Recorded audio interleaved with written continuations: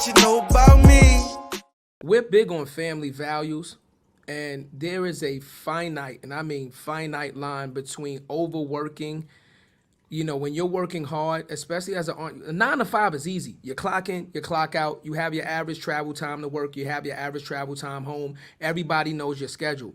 Like you said, there's the entrepreneur when you're working till 12 midnight. A lot of times me and Jarrett are up 1, 2 o'clock in the morning texting, hey, let's do another conference, let's talk about this. Been there. Exhausted. So now that you're remarried, right? Now that you're remarried and you said, let me give this thing a go again, right? And now that you have children, right? How does that affect your family life? Because your family life obviously is super important to you while you're working these type of hours. How strenuous was that?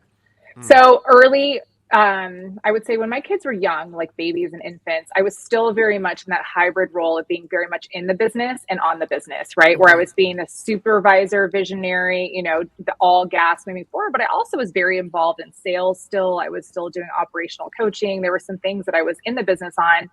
And it was hard, right? Entrepreneurs, they don't work a 9 to 5, they work a 5 to 9. That's what, the joke is, because the 9 to 5 is to get the work done. The 9 to 5 is to get the work done. The 5 to 9 is to do all the visionary stuff.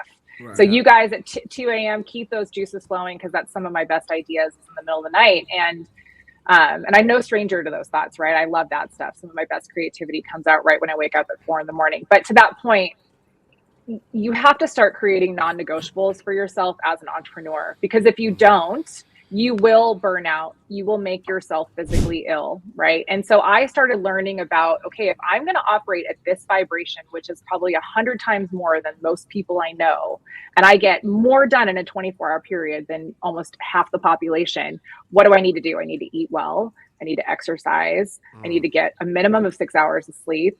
And so we talked about, Jarrett, like getting rid of the excuses. I didn't have time to cook because I was working my butt off. So I started having a meal delivery service that was curated to my calories, right? And there's a lot of inexpensive ways to do that, and really great resources.